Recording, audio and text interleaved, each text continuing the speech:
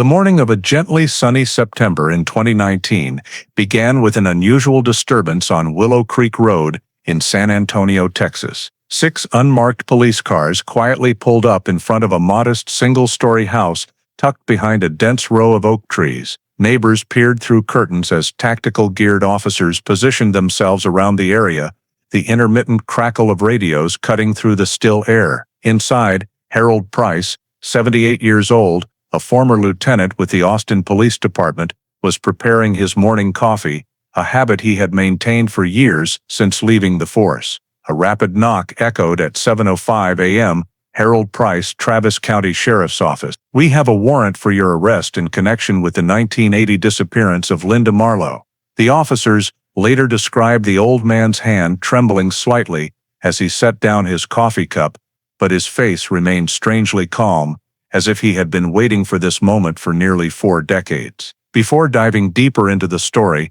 don't forget to subscribe to the channel and hit the notification bell so you don't miss the latest cases. The summer of 1980 in Austin, Texas, was marked by the characteristic sweltering days of the American South, with early sunlight streaming down on the quiet streets of the Allendale residential neighborhood, where dark wooden fences separated middle-class homes with neatly trimmed lawns. Linda Marlowe, 38 years old, a nurse at St. David's Hospital, lived with her husband Robert Marlowe, an electronics engineer working for an equipment company on the city outskirts. Their life was viewed by neighbors as stable and orderly, the small house always lit in the evenings, the garden meticulously cared for, and the silver Pontiac often parked neatly in the driveway. The morning she vanished was no different from hundreds of others. Clear skies, still air. A few neighbors had seen Linda in the yard, dressed in her work clothes, holding a coffee cup, nodding hello before turning back inside. After that, no one saw her again. Her shift at the hospital was starting, but Linda did not show up. The home phone rang repeatedly with no answer. By mid-morning, colleagues called Robert to ask why she hadn't come in for her shift. He thought she might have forgotten something or stopped somewhere familiar and hadn't returned yet. In the afternoon, upon returning, Robert found the house unusually silent, everything in the living room intact, the door unlocked, the kitchen still smelling of freshly brewed coffee, but Linda completely gone. He searched every room, calling his wife's name multiple times, with no response. On the table, her work schedule was still open to that day's page, the wall clock showing just past 2 in the afternoon. Robert picked up the landline receiver, hesitated for a few seconds, then called the police. His voice shaking with confusion and worry, reporting that his wife had vanished without a trace. On the other end of the line, the duty officer at the Austin Police Department quickly logged the information, requesting the specific address and the last time the woman was seen. The report was entered into the logbook in the early afternoon, classified as missing person, suspicious circumstances. Lieutenant Harold Hal Price, an experienced investigator in missing persons cases for many years, was assigned to lead. He and 2 officers immediately headed to the Marlowe residence in Allendale, bringing along scene documentation kits. When they arrived, the neighborhood was still quiet, a few neighbors standing on their porches, curiously watching. The front door was ajar, no signs of forced entry. Price instructed Robert to wait in the yard while the technical team entered to examine each room. The small house was neatly arranged, the coffee table still bore cup rings, the sofa was straight, the carpet clean. In the kitchen, the refrigerator was closed, the sink held washed dishes, the countertop showed no signs of struggle. The bedroom was tidy, the closet slightly open, Linda's clothes still full. Personal items, purse, watch, wedding ring, were all in their places. No blood, no broken objects. The preliminary report noted, no forced entry, no signs of struggle. One officer collected a faint shoe print near the back door, sealed it, but its source was undetermined. Price returned to question Robert about the time he left the house that morning, Linda's daily habits, and whether she had ever left without notice before. Robert answered slowly but clearly. His wife always went to work on time, had never left without leaving a message. He recounted that morning, they had breakfast together. Linda made coffee. He left first, and at that time she was completely normal, showing no unusual signs. When Price probed further about the state of their marriage, Robert hesitated a bit before admitting there had been a few minor disagreements recently, but insisted they had no serious arguments. All statements were carefully noted by Price in his ever-present leather-bound notebook in neat handwriting. As the interview ended, Price sat alone in the quiet living room, reviewing his notes and completing the initial summary. Victim missing under undetermined circumstances. No direct evidence of accident or criminal act. Need to further verify travel route and possibility of voluntary departure. The case file was numbered APD 8314, officially opened under Lieutenant Harold Price's responsibility. In the end-of-day remarks, he typed the final line on the report. House intact. No apparent struggle. Subject missing. The disappearance of Linda Marlowe was recorded in those dry lines, beginning like any other routine file about a person who left home and never returned. The next morning, the Austin Police Department launched an official search in the area around the Marlowe home. The investigation team divided into multiple groups, combing every street, vacant lot, and trail that Linda often walked to the bus stop. The Allendale neighborhood map was densely marked with red symbols, every house and intersection checked. One police group walked along Northland Drive, another patrolled toward the main Burnett Road. Every drainage ditch, bush and parking area was illuminated and photographed. Residents in the area were questioned about anything unusual they might have seen that morning, but most only remembered the intense heat and no strangers appearing. Around early afternoon, one of the teams discovered Linda's Pontiac Catalina parked at the edge of a side road about a mile from the house. The car was neatly pulled over to the curb, undamaged, doors locked, keys still in the ignition. Inside, the driver's seat was adjusted to her position, radio off, light switch in normal mode. On the passenger seat was a plastic lunch bag, unopened food container, nurse's white blouse folded neatly. The glove compartment held a handwritten shopping list by Linda, simple items for dinner. No signs of struggle or disturbance in the cabin, everything orderly, as if the driver had just stopped for a moment. Police dusted for fingerprints, finding mainly those of Linda and Robert, no clear strange prints. The area around the car was cordoned off in a 200-meter radius. The forensic team scanned the ground for footprints, paper scraps, or fabric fibers. They only found a few faint shoe marks heading toward the road edge, not clear enough for comparison. The grass along the curb was not trampled, indicating no chase or struggle on site. Some nearby residents stated the car had been in that position at least since early morning, but no one saw anyone leave it. The interim report noted that the discovery location showed no clear signs of crime, and also did not suggest the victim had an accident. Lieutenant Hal Price ordered the search expanded along the direction the car was facing, assuming Linda might have left the vehicle on foot. Police walked the roadside, through lawns, small parks, and the wooded area along Shoal Creek. No other personal items were found. Nearby hospitals were contacted to check admission lists for that day, but no matches. The traffic department was asked to review accident reports, results negative. By the end of the day, Price compiled the first summary: victim left home in the morning. No signs of coercion, car discovered within close radius, no physical evidence of crime or accident.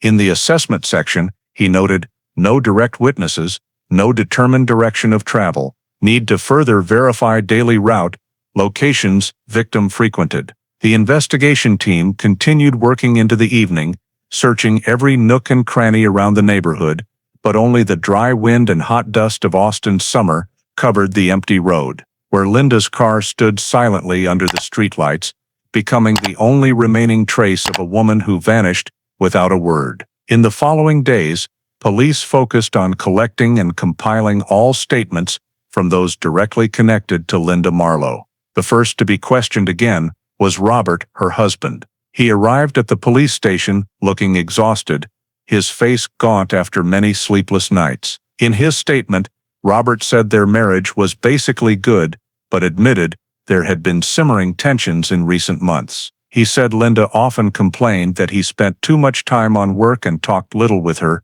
while he felt his wife had become moody and secretive with her thoughts. When Price asked if they had argued before the day Linda vanished, Robert paused quite a while before answering that they had words about spending and summer vacation plans, but denied any serious conflict. He emphasized that Linda was not impulsive, and if she left the house, there must have been a specific reason he didn't know. Price noted in the margin, marital tension, denied violence. Neighbors were invited to the police station to clarify details.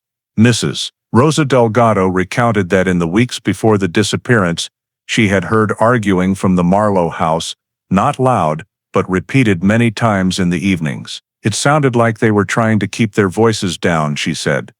But sometimes I could still tell her voice was shaking a bit. Another person on the same block confirmed seeing Robert leave the house late one night, looking angry. All statements mentioned no details of violence, but indicated the marital relationship showed signs of strain. Price compiled the information, marking the marital conflict factor as a primary possibility to clarify. Police continued verification with St. David's Hospital, where Linda had worked for over 10 years. The HR manager stated she was a dedicated employee, rarely took leave, and had never missed a shift without notice. According to the schedule, that morning Linda was assigned to the ICU, shift starting at 7 o'clock. A nurse colleague said Linda had seemed stressed in the days prior, often sitting alone in the break room, chain smoking, and once saying that some things at home were keeping her from sleeping. No one recalled her mentioning leaving Austin or intending to change jobs. Personnel records showed no irregularities, bank account remained active normally, no withdrawals in the week before the disappearance. Upon detailed examination of Linda's personal belongings, the forensic team discovered in the nightstand drawer a small brown notebook wedged under a stack of magazines. The notebook had many hastily written pages, mostly personal notes and household lists, but the final pages carried a markedly different tone. Can't tell anyone, everything is getting out of control. Another page read, I tried to talk, but he just stays silent. If he doesn't stop, I'll have to tell them. The last line stopped abruptly mid-sentence, ink smudged as if written in haste. Price read it multiple times, then ordered photographs, copies, and sealing as evidence. In the investigative note, he described the notebook as personal document, indicating anxiety, potentially related to family conflict. Besides the notebook, no other letters in the house were threatening or unusual.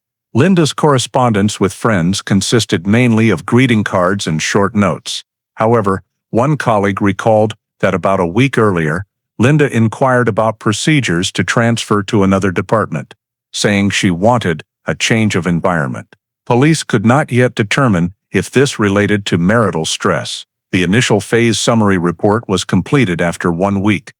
Victim, a middle-aged woman, stable employment, no debts, no signs of serious psychological issues, but marital life showed prolonged conflict. Physical evidence collected at the scene and in the vehicle showed no criminal indicators, yet personal documents suggested possible domestic conflict. In the assessment section, Lieutenant Price wrote, "Case may be domestic-related. Motive, undetermined." This conclusion was attached to the official file, closing the first investigative phase with a cautious determination. Linda Marlowe's disappearance most likely stemmed from personal causes, and to understand what happened, the hidden aspects behind the seemingly calm relationship of the couple in the small Allendale house needed clarification. When initial interviews and information gathering yielded no clear leads, the Austin Police Department decided to expand the search scope in coordination with Travis County Sheriff's Office and Texas State Technical Support Teams. The objective was to comb the entire northwestern suburban area of the city, encompassing forested terrain and lakes, places frequented by residents, but also potential sites for disappearances. The map was remarked along 3 main directions: along the Colorado River corridor leading to Lake Travis, the Barton Creek Greenbelt Park area, and the low forest strip bordering highways 2222 and 360. These were areas Linda might have passed through if heading west from home. Units were divided into small groups, combining ground patrols, motorboats, and K-9 teams. The search began early morning, sweltering weather, sunlight reflecting off the lake surface. Police vehicles lined up along the dirt road to Lake Travis shore, where rescue personnel scanned the shoreline with metal detectors and ground-penetrating radar. Everything proceeded in silence, only radio chatter and waves lapping. At Barton Creek, another team combed trails, stream descents, and deep rock pits for any related objects. At the highest point in that area, a volunteer discovered a white object among dry leaves, a woman's handkerchief, with the initials LM embroidered in pale blue thread along the edge. The evidence was carefully sealed, coded 39A, and sent immediately to the state lab in Houston for analysis. The on-site report noted the item matched descriptions of Linda's commonly used handkerchief, but no official confirmation yet. The same day, the Northern Barton Creek search team found a small sodden paper scrap, apparently torn from a shopping list, handwriting similar to Linda's notebook. However, the paper was too damaged to preserve. Other collected items, pen cap, plastic fragments, cloth scraps, were deemed unrelated. After 4 consecutive days, the search yielded no new signs. No witnesses saw a woman walking alone in the area. Gas stations and stores along the routes recorded no transactions on Linda's card. Lieutenant Price held a debrief with all participating units. He presented the map of covered areas, marking spots for potential re-examination if new data emerged. Most of the Lake Travis and Barton Creek vicinity had been scanned with magnetic detectors, no large subsurface objects detected. The underwater rescue team found no vehicle or suspicious items at the lake bottom. The final search report was submitted to City Police Headquarters concluding, no trace of victim or criminal evidence within surveyed scope. Current results insufficient to determine disappearance cause. The case file was temporarily marked insufficient evidence for criminal determination. In the final days of the search, weather worsened. Heavy rain flooded many roads, forcing early withdrawal of rescue teams. Nevertheless, news of the search spread locally. Linda's photo posted in newspapers and community boards, encouraging public tips. Dozens of calls were logged, but mostly false leads. When the operation ended, maps, evidence, and records were compiled into a thick dossier placed on Hal Price's desk. In the summary, he wrote briefly, "Disappearance direction of victim still undetermined. Await additional analysis results or new information." The widespread search closed in silence, leaving a lingering question mark over Austin's suburbs, where a woman was believed to have vanished on an ordinary morning, unseen by anyone. When lab reports from Houston arrived, Lieutenant Harold Price reconvened the entire investigative team to review results. The dense data sheets showed collected samples from the search phase held no identification value, no blood, no foreign fingerprints, and of course no DNA analysis possible, as the technology did not yet allow. The report only confirmed the items were common cotton fibers and soil, matching the geological conditions of northwest Austin. In the conclusion section, the lab stated clearly, no scientific basis to link evidence to specific individual. Investigative value nearly zero. Price typed the summary sent to headquarters, affirming the case remained lacking evidence to support criminal investigative direction.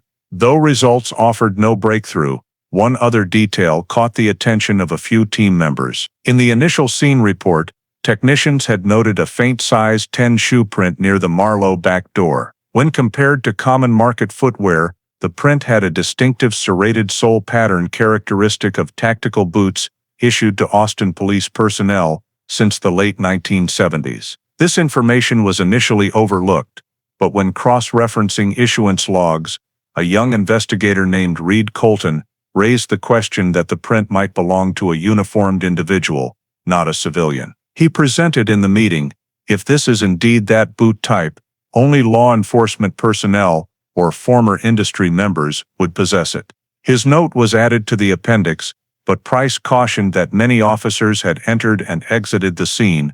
Cross-contamination of prints was possible. Nevertheless, internal suspicion began to spread lightly within the group. Some officers on the case questioned whether the disappearance might involve someone known to Linda, even within law enforcement. The scene was too clean, nothing disturbed, leading some to feel traces had been intentionally erased. Colton proposed reviewing duty logs of all Austin PD personnel for the night before the disappearance, but the suggestion was rejected by superiors for insufficient criminal basis. In the 1980 police system, internal checks without concrete evidence were seen as overreach. The case file continued to be handled as a standard civilian missing person.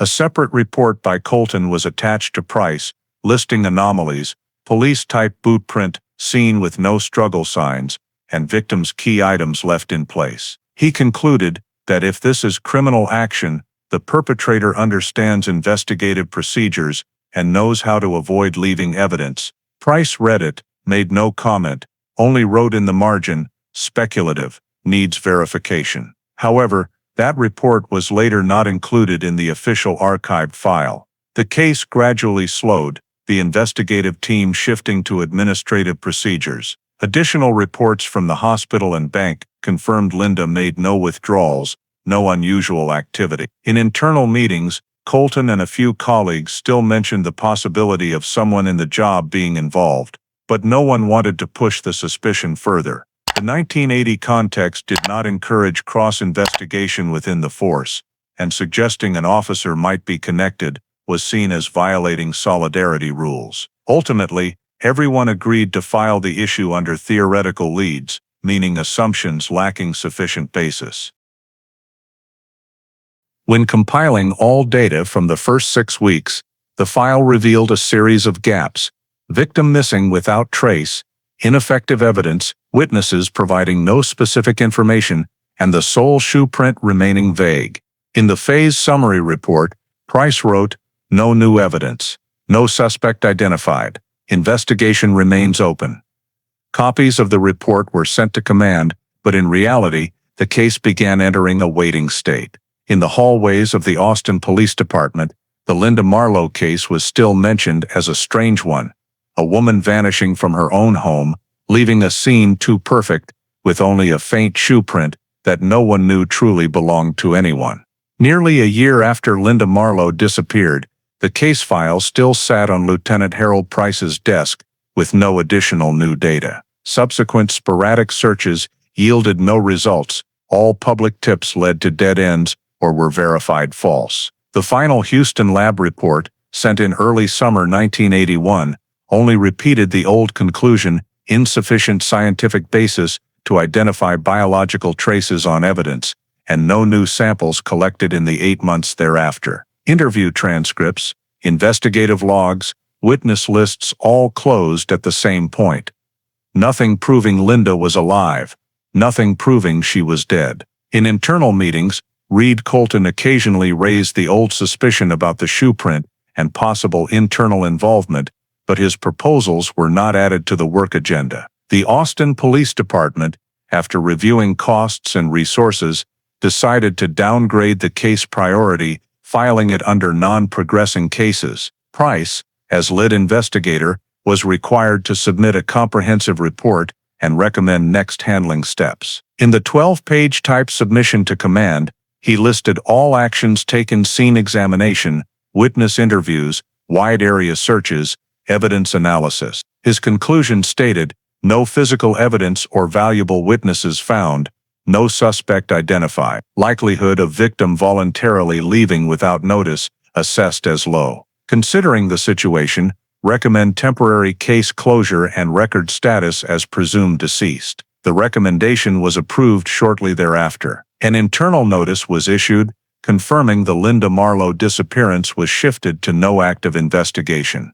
The file was closed, evidence transferred to storage, sealed per state regulation. The final record bore Lieutenant Harold Price's signature, dated September 14, 1981, officially ending the initial investigative phase. All case-related activities from that point were only to be conducted if new information emerged. The file closure happened quietly. In the Austin Police Department's Criminal Division office, file cabinets held hundreds of thick folders, each numbered and labeled by convention. File APD 8314 was placed in the unresolved missing persons drawer, beside other discontinued investigation. The cover note, typed on an old typewriter, was brief. Female, 38 years presumed dead. Remaining evidence, several scene photos, the shopping list sheet, collected fabric scraps, was placed in a brown evidence envelope, stamped red property of Austin PD. For the investigative unit, the matter ended without resolution. Local press stopped coverage after no new police announcements. Allendale residents gradually returned to normal life. The missing person poster once at the post office was replaced by other notices. Internally, Linda Marlowe's name only appeared in brief conversations among veteran officers, as a classic example of an unsolvable disappearance. All Price in periodic reports always wrote, "No new development," repeated for months. By year's end, the Austin Police Department sent an official letter to the family, notifying them of the investigation suspension. Robert Marlowe signed acknowledgement of receipt and filed no complaints. The name Linda Marlowe gradually vanished from annual statistics, remaining only in Texas State Archives as a number in the unresolved missing persons list. With the presumed deceased status recorded, the case closed on paper. Lieutenant Price moved to other cases, and the over 100-page file numbered APD 8314 was sent to basement storage at headquarters, where thousands of old files lay silent, awaiting someone to reopen them. After transfer to Austin Police Department storage, the Linda Marlowe disappearance file quickly faded into obscurity. For nearly 4 decades thereafter, the folder numbered APD 8314 sat untouched on metal shelves alongside hundreds of other cases classified as cold case, inactive. The central storage was in the basement of the old police headquarters building, where dim light filtered through narrow windows and dust coated the documents. Each year, the Records Management Unit reorganized and renumbered old cases for electronic archiving, but those without new leads were only cursorily inventoried. Linda's file was mentioned only in a few dry lines in the master index. Female, 38, presumed deceased, case suspended 1981. During the mid-1990s headquarters renovation storage transfer, some original evidence sealed 40 years earlier was lost. Among them was evidence bag coded 39A, the handkerchief embroidered LM, along with soil samples from the Lake Travis area. The inventory record showed this bag was not logged in the transfer list, leaving only photocopies and brief descriptions in the file. Evidence loss was not uncommon in that era, when storage relied on handwritten logs and paper files, but for unsolved cases, each missing item meant one less chance for future investigation. Those directly involved in the 1980 case gradually left the force or passed away. Lieutenant Harold Price was promoted to captain in the mid-1980s, retired in 1995, and moved to San Antonio. Reed Colton, the young investigator on the search team, left Austin PD for Dallas police work, then retired a few years later. Many other initial team members retired, replaced by new officers, most of whom knew the Linda Marlowe case only from a few database lines. By the early 2000s, the case was officially no longer on Texas's periodic review list. In annual long-term missing persons statistical compilations, file APD 8314 appeared only as a data point in charts, with no assigned handler. Local media occasionally republished Missing Women of Texas lists including Linda's name among dozens of others. But no one had new information. Her family gradually withdrew from public view. Robert Marlowe sold the Allendale house, moved to the suburbs, and died in 2008. No relatives continued pursuing the matter. In the 2010s, with electronic storage implementation, Linda's file was partially digitized, including only summary pages and scene photos. Physical evidence was no longer accessible in the system, the exhibit status field, noting briefly, missing during transfer 1994-1996. Whenever Austin PD's cold case unit reviewed the catalog, the Linda Marlowe case was listed but always at the bottom, under the note "No viable evidence." None of the younger investigators then knew that within that fragile folder once lay overlooked details, puzzle pieces never connected. In the storage darkness, the old document heavy with the smell of damp paper and time's dust lay among thousands of others, becoming a silent part of the city's investigative history.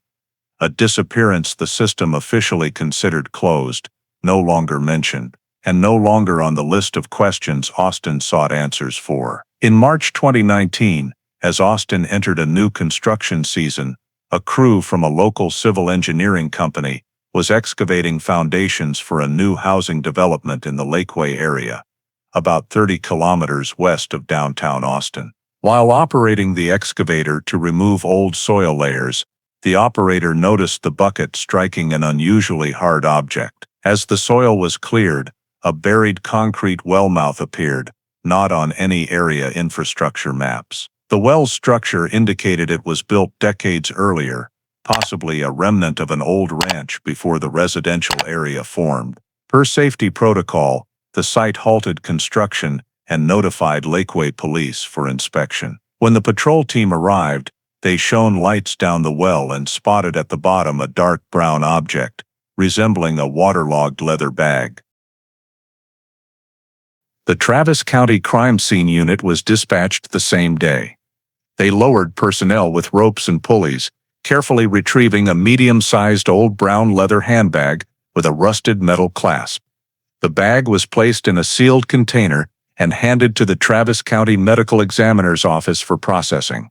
The initial report described the bag as relatively well preserved due to moist mud and the well's airtight conditions, indicating it may have been there for many years. When opened in the examination room, technicians found numerous personal items, a small leather wallet, a white gold wedding ring engraved inside with Arsenal 1971, a handkerchief embroidered LM in blue thread, a lipstick tube, a metal pen, and a few unreadable paper scraps. Most items were stained and deteriorated, but some documents were identifiable. In the wallet was an old St. David's Hospital employee ID in Linda Marlowe's name, along with a faded ID photo. The discovery was immediately cross-referenced with the Texas Missing Persons database. When Linda Marlowe's name appeared on screen, a duty officer in the medical examiner's office recognized the coincidence. This woman was reported missing nearly 40 years earlier, and the case remained unsolved. The entire evidence bag was resealed, coded TX Travis 19041, and sent to the Texas Department of Public Safety Biology Lab in Austin for DNA extraction. There, technicians recovered several hairs stuck to the bag's clasp edge, along with small tissue fragments inside the ring. Under microscope, they determined the samples were still viable for nuclear DNA sequencing. After nearly 2 weeks of processing, results were sent to Travis County Medical Examiner.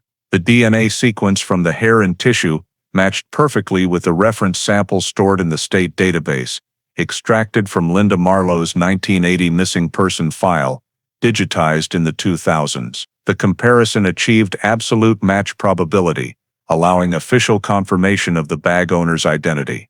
The report concluded, DNA evidence conclusively matches with missing person Linda Marlowe, Austin PD case #APD 8314. When results were announced internally, a Travis County Special Investigation Team coordinated with Austin PD to draft a new record. The initial entry described the matter as recovered personal property linked to long-term missing person. Though no body was found, physical evidence indicated the handbag had been in the well for decades. Experts measured leather decomposition and metal oxidation levels, estimating burial from the late 1970s or early 1980s, matching Linda's disappearance timeline. After DNA analysis confirmed the handbag belonged to Linda Marlowe, the Travis County Sheriff's Office officially sent correspondence to the Austin Police Department, requesting full review of missing person file APD 8314. Immediately thereafter,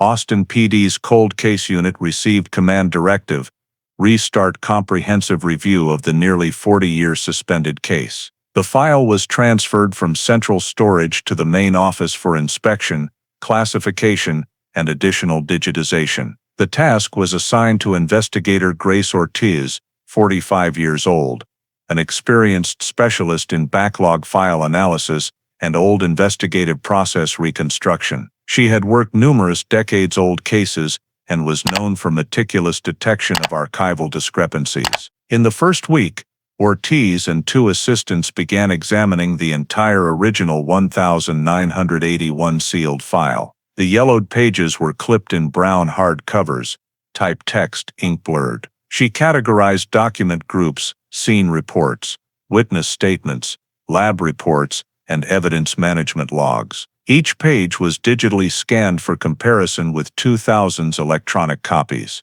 The cross-check soon revealed discrepancies. Many sections in the electronic copy did not match the original, especially in the exhibit control log, the evidence management record. In the original, page 4 clearly listed sealed and stored evidence as handkerchief #39, a paper fragment #41B, and hair #42C. But in the electronic copy, the line was shortened to no evidence collected of legal value. The typeface differed, line spacing uneven, signs of post-backup editing. Ortiz prepared a comparison record, attaching scanned images, then continued checking signatures in the evidence sealing confirmation section. She discovered most evidence bags bore the signature of Lieutenant Harold Hall Price, the initial lead investigator. Normally, per 1980s regulations, each sealed evidence package required at least 2 signatures, one from the collecting investigator, one from the storage officer. However, in the Marlowe file, all bags had only Price's single signature, no second verification. Some sealing tags showed ink smudges, no exact dates recorded. This detail raised Ortiz's suspicions about evidence handling procedures in the case's early phase. When querying internal data, she further discovered Price still appeared on the list of personnel with storage access rights years after his retirement. The old management system logged one access in August 1983, nearly 2 years after the case was suspended. The access reason was briefly noted: review files for internal report. No handover record or formal request accompanied it. She searched administrative archives, but found no document confirming Price was authorized to remove files from storage. The folder cover timestamp showed the seal had been peeled and reattached at least once, with newer adhesive than the original paper. Ortiz noted this in the evidence audit report, marking its serious irregularity. To ensure independence, she requested the forensic technical unit rescan all Price signature pages and compare them to his stored handwritten records at the department. Results confirmed perfect signature matches, ruling out forgery. This meant Price himself had directly handled evidence and was present in storage after the case was closed. This violated operational rules, as once filed under cold case, inactive, no one could access evidence without a reinvestigation order. Ortiz continued reviewing 1980, 1981 original reports. In witness files, she noted Reed Colton's deputy investigator statement. In the electronic version, the final notes were missing 2 paragraphs compared to the original typed copy. Possible match between scene shoe print and Austin PD issued boots from 1979. Recommend internal check to rule out contamination. In the copy, this detail was entirely removed. The disappearance of 2 key document sections led Ortiz to conclude someone had intentionally altered the file before archiving. She reported directly to the cold case unit commander, presenting evidence of discrepancies between originals and copies, as well as Price's post-retirement storage access. In the internal memo, Ortiz concluded, documents and evidence in the Linda Marlowe case show signs of post-official closure editing. The only confirmed individual with access at that time was Harold Price. The report was sent simultaneously to Austin PD Legal Affairs and the Travis County Sheriff's Office for coordinated review. In parallel, Ortiz requested the IT department extract all 1982, 1984 storage access data to identify who opened file APD 8314. Results confirmed only one valid access, matching the system log timestamp, performed by Hal Price. No other access traces. She then compiled a summary table: critical evidence missing, file altered, sole access individual, Harold Price, rank lieutenant, retired 1995. Upon completing the 13-page report, Ortiz placed it in the new electronic case folder, Coded Cold Case Review 2019, APD 8314. She closed the old paper file, writing the final cover remark, "Signs of unauthorized access detected. Recommend formal inquiry." After nearly 40 years of silence, the Linda Marlowe disappearance was no longer a forgotten file. With the newly uncovered irregularities, the reinvestigation officially began within the Austin Police Department's internal scope. After the cold case team completed file review and identified irregularities in original documents, the Austin Police Department coordinated with the Texas State Medical Examiner's Office to conduct modern scientific analysis on all remaining evidence. Samples were transferred to the main Texas Department of Public Safety lab in Austin, equipped with next-generation DNA and geological analysis tools. Under senior technician Mark Delaney's supervision, the team began processing soil, fabric, hair, and tissue samples from the Lakeway recovered handbag. The goal was to determine geographical origin, natural preservation conditions, and potential links between new evidence and the 1980 scene. Analysis took over 2 weeks. Scientists used infrared spectroscopy combined with micromineral analysis to compare soil on the leather bag and handkerchief with the Texas Geological Soil Database. Results showed high Montmorillonite clay content, common in the Allendale residential area where the Marlowes lived, but rare in Lakeway. This characteristic mineral ratio reached 48%, nearly perfectly matching 1980 photo-archived soil samples from the Marlowe backyard. The expert report concluded, soil on evidence compatible in origin with Allendale, Austin, over 25 miles from current discovery site. This finding supported the hypothesis that the handbag was not initially lost in Lakeway, but moved there later. Concurrently, the textile analysis team examined a small fabric scrap from the bag bottom, adhered to the metal clasp. Once separated and cleaned, the fabric revealed faint pale blue stripes on white, matching nurse uniform patterns used by St. David's Hospital in the late 1970s. The medical examiner's office contacted the hospital for archived records, confirming the fabric matched Japanese imported cotton used in 1979-1981 staff uniforms. This was the first direct evidence linking the items to victim Linda Marlowe, who worked there during that period.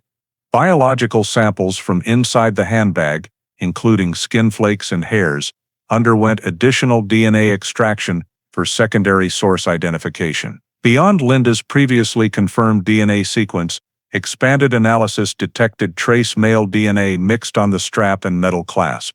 This sample was compared to the Texas Criminal Database. Results matched the stored DNA profile of former Lieutenant Harold Price, provided during periodic retired officer screenings. The medical examiner noted this DNA presence was inexplicable in the context of evidence sealed for years, recommending contact source verification. Alongside biological analysis, geology and environmental experts studied evidence decomposition to estimate underground duration. Carbon and microbial assays indicated the handbag and contents were buried approximately 38 to 40 years, aligning with the 1980 disappearance. Metal clasp oxidation and leather rot levels showed temporary water submersion in a moist environment before gradual drying, consistent with a concrete well bottom. While physical analyses proceeded, some data was forwarded to the Travis County Missing Persons Forensic Unit for comparison with unidentified deaths from the same era. Results ruled out all other matches, reinforcing that the evidence related solely to Linda Marlowe. The over 40-page comprehensive report was delivered to the Austin PD cold case team in late June 2019. Beyond physical evidence, the forensic team reconstructed a probable death model based on available information. Scientists used mechanical injury simulation software to assess cranial trauma recorded on a small bone fragment found with the handbag. Results showed linear fracture patterns characteristic of direct blunt force impact. Injury severity indicated the victim lost consciousness briefly just before water contact. Mineral trace measurements on the bone revealed prolonged submersion in a low-oxygen environment, consistent with conditions inside a sealed well. The preliminary report concluded, cause of death highly likely drowning secondary to head trauma. Time of death aligns with the night of July 13, 14/1980. When the conclusion was forwarded to Austin PD, investigator Grace Ortiz read every page and carefully noted key markers: Allendale soil, nurse uniform, DNA matching Harold Price, and death conclusion aligning with the disappearance night. In her internal summary, one brief but weighty remark stood out.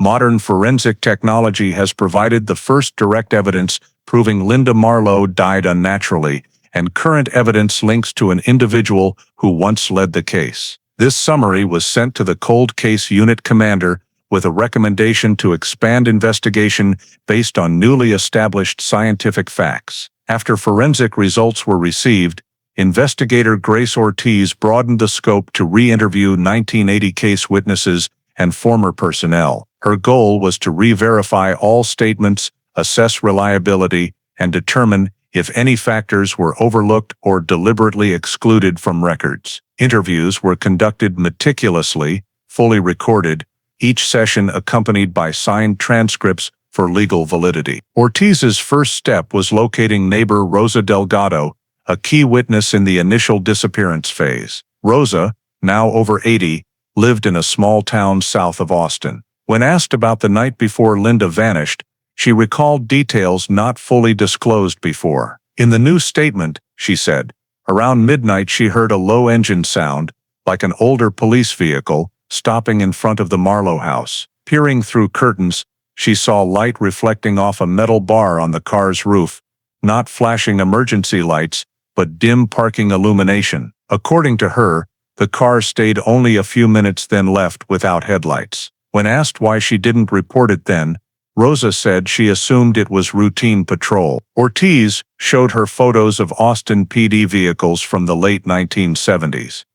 Rosa pointed to the Ford LTD, saying it looked exactly like that, white with dark blue stripes. This matched the vehicle assigned to Hal Price during his 1980 shifts. After recording Rosa Delgado's statement, Ortiz located Reed Colton, former officer on the original investigation team. Colton, long retired, lived in Fort Worth. In a meeting lasting over 2 hours, he recounted working with Price. He clearly remembered suspecting something off from the start, especially Price's total control of files and denial of evidence access to others. Colton confirmed proposing internal investigation of the Marlowe house shoe print because it perfectly matched police-issued boots, but his request was denied. When raising it in meetings, he received direct orders from superiors.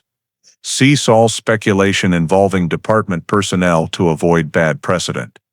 Colton said he was later transferred to another unit and cut off from Linda Marlowe case updates. In his official statement, "I couldn't prove anything then, but my gut was Price knew more than he let on." Ortiz immediately verified Colton's claims by reviewing Hal Price's personnel file in internal archives. Among microfilm scanned documents, she found a 1978 disciplinary file, 2 years before the disappearance. It recorded Price receiving a written reprimand for inappropriate conduct with a female witness during investigation. The report stated, Price maintained personal off-duty contact with a witness in a domestic violence case, violating professional ethics. The matter was handled internally. Price received only a warning and retained rank. The personnel chief's note emphasized, no evidence of coercion or violence, but future conduct requires close monitoring. This document was never included in the Linda Marlowe file. Continuing review, Ortiz checked Austin PD July 1980 duty logs, discovering Price was assigned night shift during the disappearance timeline. Per protocol, patrol vehicles had radio tracking for position reporting, but radio frequency logs showed Price's car silent for 2 hours, from midnight to 2 a.m. No technical reason was noted for the gap. When asked, technical staff confirmed 1980's radio logs remained in storage, and temporary signal loss only occurred if the operator deliberately turned off the unit. Ortiz compiled the data. Rosa Delgado's account of a police car at the Marlowe house, Colton's confirmation of Price's prior reprimand and excessive file control, and the duty log gap, all pointed to one possibility. The original lead investigator, may have been directly involved with the victim or at minimum manipulated procedures. She documented all evidence in a 30-plus page report, attaching the 1978 disciplinary file copy and new witness interviews. The conclusion stated clearly, available data shows significant alignment between timing, vehicle, and Harold Price's case file access. Formal internal investigation required to verify his involvement level. With this document, Ortiz's investigation entered a new phase where long-buried details were re-examined under professional and disciplinary scrutiny. After completing witness interviews and internal file verification, investigator Grace Ortiz submitted a preliminary report to the Austin Police Department cold case commander, emphasizing alignment between forensic evidence and information tied to former Lieutenant Harold Price. Command approved expanding the investigation criminally, focusing on authenticating the male DNA source found on the victim's handbag. As Price was former law enforcement, his DNA was already in the Texas personnel database for retired officer protocols. However, for legal accuracy and currency, Ortiz requested direct resampling. A formal request was sent to the state legal office, seeking assistance in collecting a comparison sample to verify possible cross-contamination during evidence storage. Within 2 weeks, authorization was granted. A biology technician team was dispatched to San Antonio, where Price resided, to collect the sample under the Retired Personnel DNA Screening Program. The sample was taken from oral mucosa per protocol, sealed on-site, and sent to DPS Austin Lab. Ortiz did not inform Price of the true purpose to avoid influencing the investigation. When the new DNA was entered, the lab ran automated comparison against all open cases, including Linda Marlowe. Results returned in 3 days with absolute match. Harold Price's DNA sequence perfectly matched the male DNA on the handbag strap and metal clasp recovered from the Lakeway. Error probability was determined by the lab as 1 in 1.2 trillion, absolute by current forensic standards. The result was delivered to Ortiz as an encrypted 20-page report. She reviewed every section, especially the analysis of DNA traces mixed in hair stuck to the clasp edge. The lab confirmed this DNA could not appear randomly during storage, as it was found deep within the metal structure beneath rust formed since the 1980s. This meant Price's biological trace was present at the time of burial. The report concluded clearly, no possibility. Subject DNA was added to evidence during storage or post-excavation. Sample is pristine. Deposition timeline aligns with handbag burial date. Ortiz immediately prepared a confirmation record and conducted a full review of the evidence handling chain to ensure no points could be technically challenged. The audit results showed all procedures complied with regulations, from recovery at the Lakeway scene to state storage. She added a note. DNA trace matches biological evidence found on the handbag grip area, consistent with direct bare hand contact. This data proved Price had held or moved the evidence, an action inexplicable in his original case role. The compilation was completed in 7 days, including sections summary of DNA analysis results, storage access timeline comparison, and witness statements about seeing a police car at the victim's home on the disappearance night. The over 50-page report was numbered Cold Case Evidence Review 2019, Addendum 4. In the conclusion, Ortiz wrote, "Physical and biological link between evidence and Harold Price proven by scientific methods with absolute reliability. No possibility of random coincidence or storage contamination. These results provide strong legal basis to recommend criminal prosecution for obstruction of justice and causing death." On August 12, 2019, Ortiz personally submitted the file to the Travis County District Attorney's Office.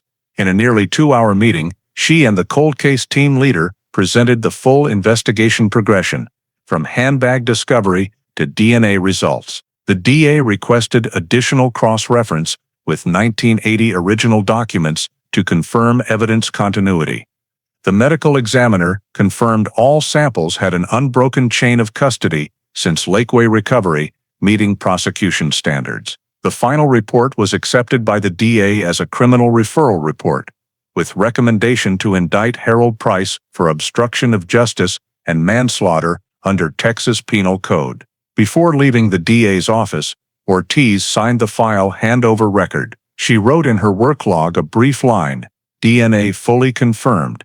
Evidence chain complete. File transferred to prosecution." After 40 years since Linda Marlowe vanished, the case finally had clear scientific and legal grounds, marking a pivotal turning point in the nearly half-century investigation. Immediately after the Travis County DA accepted the file and agreed the evidence chain met criminal prosecution standards, the assigned prosecutor signed an arrest warrant for Harold Price. The warrant was approved by a Travis County district judge in early September 2019, including search rights for the suspect's residence and related property in San Antonio. Charges were specified as manslaughter and obstruction of justice, legally based on DNA results, physical evidence, and Austin PD internal documents. A task force of 4 Austin PD officers and 2 Travis County investigators was assigned execution. On the morning of September 18th, the team left Austin at dawn.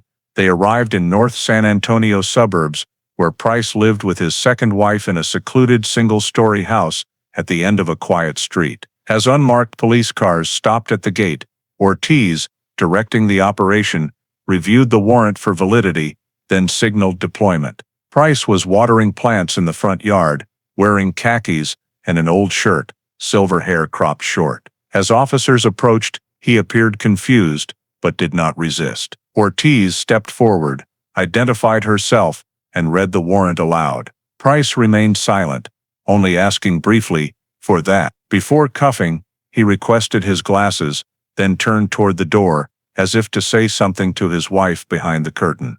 But Ortiz signaled an officer to maintain safe distance. After arrest, the team conducted a legal search. Every room was filmed and marked as seen. In Price's closet, they found an old pair of black leather tactical boots, issued to Austin police in the late 1970s. The sole still clearly showed the serrated pattern, matching the 1980 Marlowe House shoe print photo. The evidence was sealed, coded Exhibit 19A. In the desk drawer, Ortiz found a 1979 printed topographic map of West Austin and Lake Travis, with red ink dots at 3 locations: Allendale, Barton Creek, and the current Lakeway development site, where Linda's handbag was discovered. In the corner was scribbled, "Old Well, sealed," in faint blue ballpoint, similar to Price's old file signatures. The map was recorded and sealed separately. In the back office, a small steel safe was opened under legal oversight. Inside,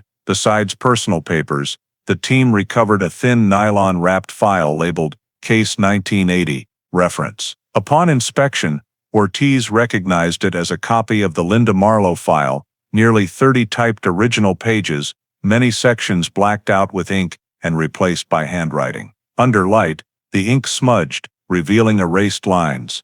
Evidence collected, Fabric Item 39A, and Suggest Internal Review. Each page was signed, H. Price.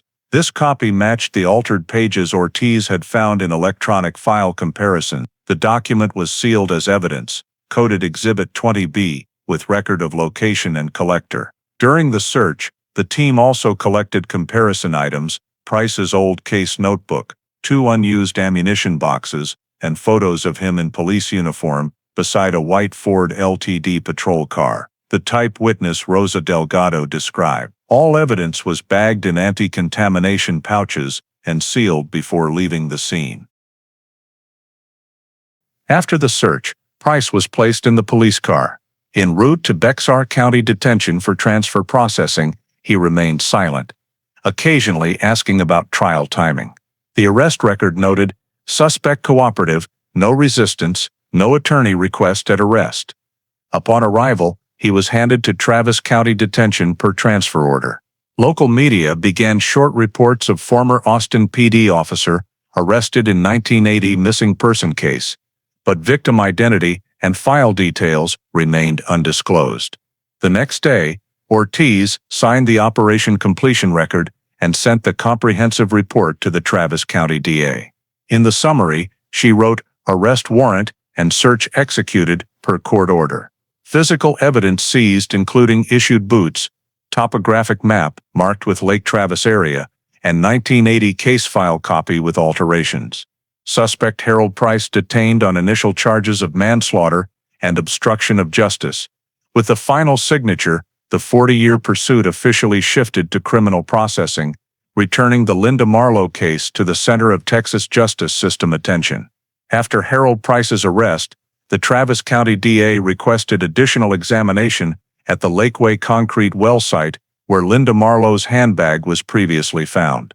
The survey goal was to determine if the area retained any remaining biological or material traces directly linked to the victim. Coordinated by Austin PD Texas State Medical Examiner and forensic geology experts, excavation began in early October 2019. The site was cordoned, tented, and well soil layers peeled under strict supervision. At about 2 meters below old mud, the forensic team discovered small bone fragments in clay, including a shattered skull piece, several vertebrae, and an ivory white fabric scrap. All were filmed, numbered, sealed, and sent to the Central Austin lab for analysis. Initial results confirmed bone samples matched case timeline via carbon isotope dating. In the detailed report, forensic experts described a 4.3 centimeters linear fracture on the skull fragment characteristic of direct blunt impact, with right-angle break indicating injury, while bone was intact, pre-death. The frontal and parietal areas showed circular indentation consistent with narrow surface blunt force, possibly a metal handle or hard edge. Fracture edges showed no bone remodeling, confirming the injury caused immediate unconsciousness before water entry. The report concluded, victims sustained severe head trauma, causing loss of reflexes and self-rescue ability, followed by drowning death. Besides bones, the well-bottom fabric scrap was cleaned and separately analyzed. Under microscope, fibers matched the previously identified nurse uniform structure and dye, with dried protein residue along threads consistent with decomposed old blood. Histochemical testing confirmed DNA matching Linda Marlowe's. Experts concluded the scrap was torn from the victim's uniform, possibly during impact or dragging into the well. During evidence sorting, another small item was found in moist soil, the white gold wedding ring, presumed dislodged from the bag during decay. Though lightly oxidized, the inner engraving R and L, 1971 remained clear. Forensic technicians cleaned residue and used luminescent powder for latent prints. Results showed 3 consecutive ridge points on the inner surface. The print was compared to state criminal and Price's personnel biometric databases. Results showed full match at all 3 points, meeting legal standards to confirm the fingerprint belonged to Price. The technical report stated, print sample 100% match with standard, ruling out coincidence. Fingerprint position only possible from direct hand contact. Concurrent with forensic analysis, scene experts reconstructed the well spatial model and evidence positions. From spacing and clay distribution, they determined the handbag ring and fabric fell in the same area, indicating simultaneous disposal. Soil compression showed no subsequent burial activity. The comprehensive report described, physical signs indicate evidence minimally displaced after water contact. Items thrown in short time frame, while well surface dry, quickly covered by mud afterward. This meant disposal occurred immediately after the event causing the victim's death. The final, over 60-page forensic report was sent to the DA and cold case team. In the conclusion, Chief Forensic Officer Mark Delaney wrote, analysis results from bones, fabric, and wedding ring provide complete evidence chain showing Linda Marlowe sustained external force, causing head trauma before death. Harold Price's fingerprint on victim's wedding ring establishes direct link between him and evidence at disposal site. No signs of tampering or cross-contamination. Upon receiving the report, Ortiz re-verified the entire sealing chain from the scene to the lab, ensuring every step was valid. She noted, in the internal summary, additional forensic results reinforce the physical evidence chain, confirming cause of death, DNA source, and fingerprints, all converging on the same individual. No scientific gaps remain in the proof process. The file was marked Forensic Correlation Report. October 2019, added to the main Linda Marlowe case file. With this report, the entire evidence block from scene to lab was connected into a unified chain, closing all doubts about Harold Price's link to the death of the woman missing for nearly 40 years. After receiving the supplemental forensic report from the Texas State Medical Examiner, the Travis County District Attorney's Office began finalizing the formal indictment file against Harold Price. All evidence collected throughout the investigation was systematized into an interlocking chain, including DNA results, fingerprints, scene evidence, witness statements, and internal records confirming the suspect's unauthorized storage access. Lead prosecutor, Mark Densmore, assigned to the case, required multiple technical meetings between the DA, Austin PD, and medical examiner to scrutinize every detail, ensuring the file was airtight before court submission. The first step was reconstructing the full incident timeline, a critical process to prove intentional criminal conduct. Based on original records, statements, and forensic results, legal experts identified key markers. On the evening of July 13, 1980, Linda Marlowe left work after 10 p.m. and returned home around 10:30 p.m. Near midnight, witness Rosa Delgado heard a police vehicle stop in front of the house. Duty logs showed Harold Price on night patrol in that area, with his patrol car radio silent from 007 to 211, precisely matching the later determined victim death window. Per forensic analysis, Linda sustained head injury and died by drowning between 2 and 3 a.m. on July 14, while Price was still on shift without position reports. Next, prosecutors reviewed all evidence data. Price's DNA was found on the handbag strap and within the metal clasp rust, indicating he directly handled the item before burial. Fingerprints on Linda's wedding ring matched Price at 3 characteristic points. The nurse uniform fabric scrap bore blood matching the victim's DNA, and soil on evidence matched composition around the Marlowe home, proving the handbag was initially there before removal. The evidence chain was presented chronologically from initial scene to disposal site, forming an evidence journey map showing the perpetrator's travel route. Concurrent with technical timeline reconstruction, the DA strengthened witness statements. Rosa Delgado's interview transcript was validated, supplemented by former officer Reed Colton's statement suspecting Price during the original investigation. The 1978 personnel file on Price's reprimand was copied, proving prior ethics violations and potential abuse of position to access the victim. All documents were notarized, confirming legal archival origin for courtroom admissibility. The DA also requested Austin PD technicians create a 3D spatial model reconstructing the Marlowe home scene from old photos and records. The simulation showed relative positions: entry, bedroom, size 10 shoe print location, and movement path to the backyard. This print pattern matched the issued boots found at Price's home.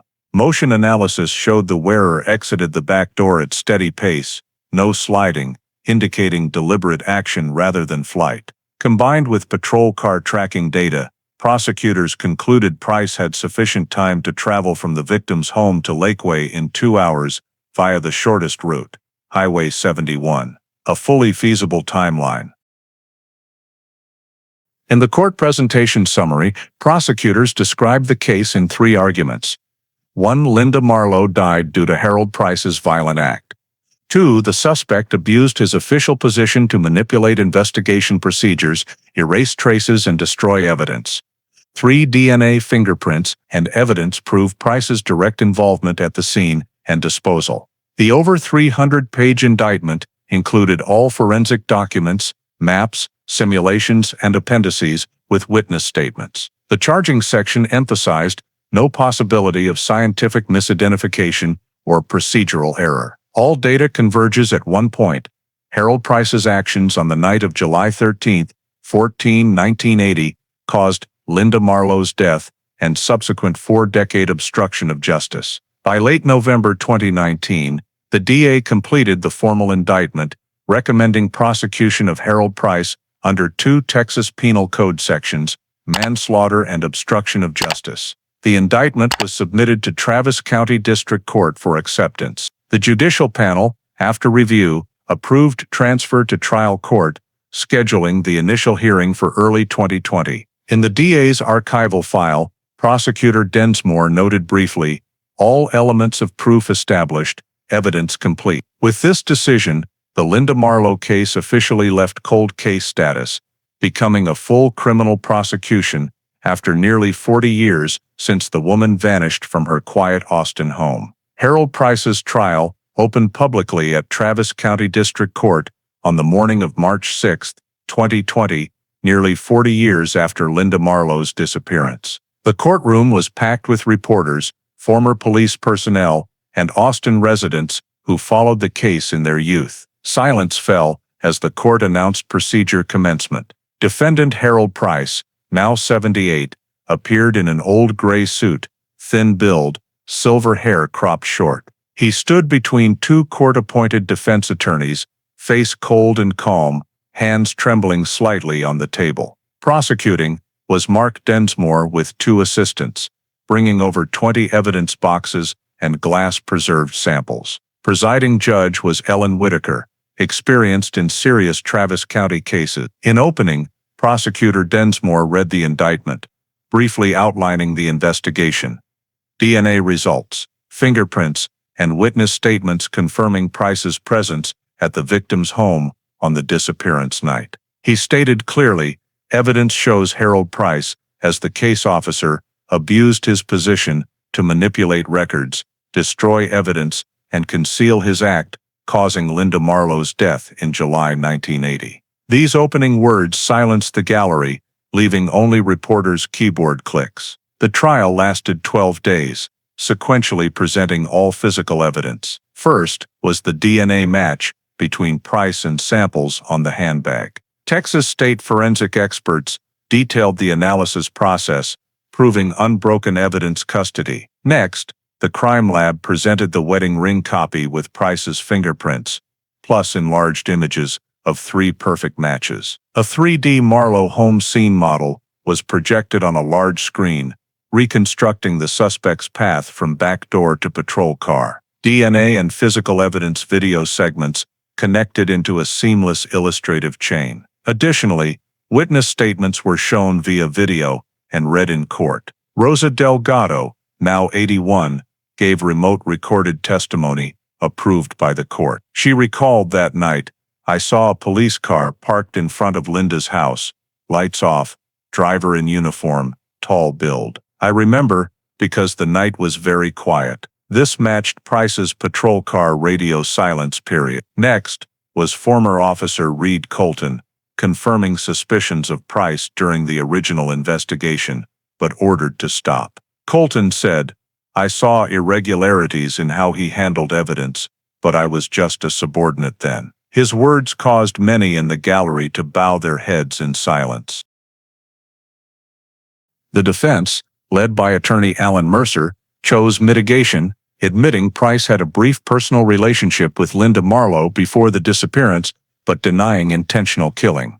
Mercer argued DNA and fingerprint contact could stem from prior intimacy, not necessarily criminal, and no direct witness saw Linda's death. He urged the court to consider time-lapse potentially distorting memory and evidence. Prosecutor Densmore countered with the continuous physical evidence chain, especially geological and forensic analysis, showing the handbag thrown into the well that night, impossible years later. He stressed, Price's DNA is under rust formed since the 1980s. No chance of later trace. He also noted Price was the sole person with post-closure access to evidence storage and files, giving motive and opportunity to conceal. Independent court-invited forensic experts affirmed absolute analysis certainty. Their reports stated Linda's head wound could not be accidental, but direct blunt force. The Lake Travis map marked Old Well seized from Price's home was presented as premeditated disposal evidence. Each new prosecution exhibit drew careful note-taking from jurors. In self-defense,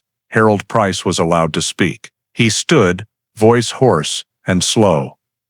"I didn't do it. I was wrong in not fulfilling my duty, but I didn't kill anyone." The judge required brief answers to prosecutor questions. When asked why his fingerprint was on the wedding ring, Price did not answer directly, only saying, "Maybe I held it while reviewing evidence." This response stirred the courtroom, as records showed the ring was found in the well with remains never collected in the initial investigation. In closing arguments, Prosecutor Densmore summarized, "Harold Price not only took a woman's life, but betrayed community and colleague trust." For 40 years, this case lay in darkness because the person tasked with finding truth was the one hiding it. Defense counsel briefly said, "Such long time has blurred memory boundaries," and requested consideration of the defendant's health and age. After 2 days of deliberation, the 12-member jury returned. The judge asked the foreperson to read the verdict. Result: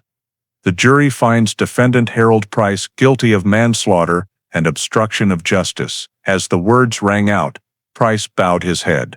No reaction. A few in the gallery teared up. Judge Whitaker sentenced, considering the act's severity and prolonged concealment, the court sentences Harold Price to 25 years imprisonment at a Texas state correctional facility. Sentence effective from pronouncement date. The trial ended in somber atmosphere. Evidence boxes were resealed and returned to Austin PD for storage. The final court report stated clearly, Case #APD 8314, status solved. Outside, afternoon Texas sunlight streamed through windows onto empty benches. After 4 decades, the Linda Marlowe file officially closed with a conviction, and the once-forgotten case became proof of justice's endurance. Late, but finally finding its voice. After the verdict and legal procedures concluded, the Austin Police Department officially held a press conference announcing the Linda Marlowe case closure in late March 2020. The event was at headquarters, attended by DA representatives, Texas State Medical Examiner, and local reporters. Before dozens of cameras, the Austin PD spokesperson read a 3-page press release, affirming after 39 years since victim Linda Marlowe's disappearance, the case is resolved. DNA evidence and modern analysis technology, combined with internal file review efforts, clearly identified the perpetrator as former Lieutenant Harold Price. As the final lines were read, the room fell silent for seconds, then light applause erupted. The case forgotten for nearly 4 decades was now officially recorded as solved. Local media covered extensively.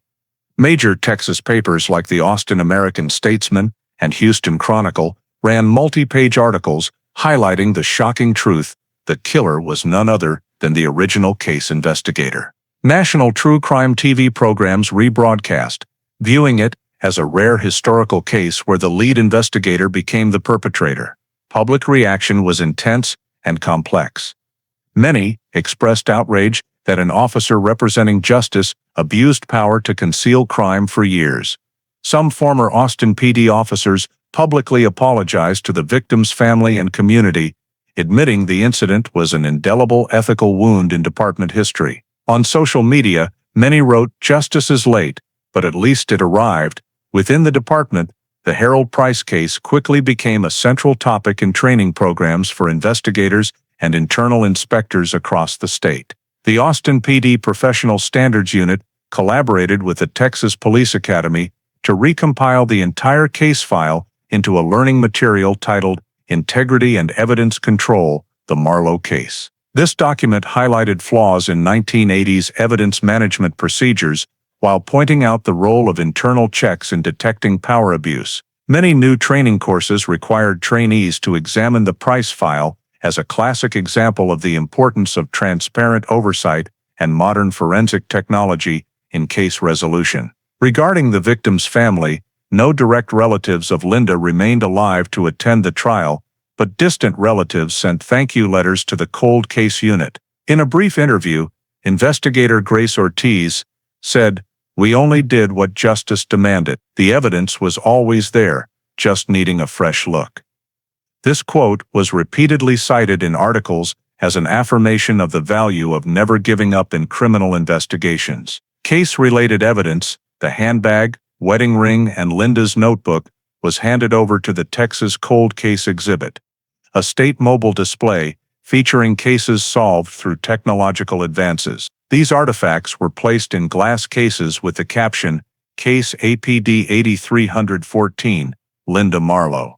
Beside them was the Lakeway area map marking the concrete well as a memorial to the victim and the multi-generational investigation. The exhibit became a regular stop for police trainees, law students, and Austin residents wanting to understand how a seemingly impossible case could be clarified after nearly 40 years. In the final summary report submitted to the Texas Department of Justice in June 2020, Austin PD stated clearly, the Linda Marlowe case was resolved through interagency coordination, application of next-generation DNA technology, and internal file review that uncovered initial procedural discrepancies. This demonstrates the modern legal system's capacity to pursue truth, no matter how long it takes. The report ended with a brief but meaningful closing note on the 40-year journey. Case duration, 39 years, solved through DNA advancement and internal audit review. That day, file APD 8314 was marked closed in the Austin PD system. The old document set was returned to storage cabinets alongside other solved cases. In the hallway outside, afternoon sunlight streamed through the window frame, illuminating the time-faded cover text, Linda Marlowe, 1980. And for the first time since that year, those words were no longer a mystery. The story of the Linda Marlowe case, a woman who disappeared nearly 40 years ago in Austin, is not just a personal tragedy, but reflects deeper issues in contemporary American society: trust in the justice system, professional accountability, and technology's power in reclaiming truth. Linda was not only a victim of violence, but also of silence and abuse of authority. When the very person tasked with investigating, Harold Price, manipulated records to conceal his crime. This reminds us that justice cannot rely on title or seniority, but on transparency and relentless oversight. In today's America, where faith in public institutions is often tested, this story highlights the urgent need for accountability from police, prosecutors, to law enforcement organizations. Solving the case with modern DNA technology shows science can correct past wrongs, but only when people dare confront mistakes. Investigator Grace Ortiz's story, who dared review old files and uncover hidden traces, is proof of integrity and persistence in the profession. The lesson is, no matter how long truth finds a way to speak, if someone is brave enough to seek it. In everyday American life, this means we must ask questions, demand transparency, and never take justice for granted. Fairness does not exist on its own. It is maintained daily by people who believe no one, no matter how powerful, stands above the law. If you believe justice never sleeps, and truth always needs voices to speak, subscribe to the channel to join us in continuing the journey of reopening files, thought buried forever. Thank you for following to the end of the story. See you in the next video, where another case will show that time may pass, but justice never loses the trail.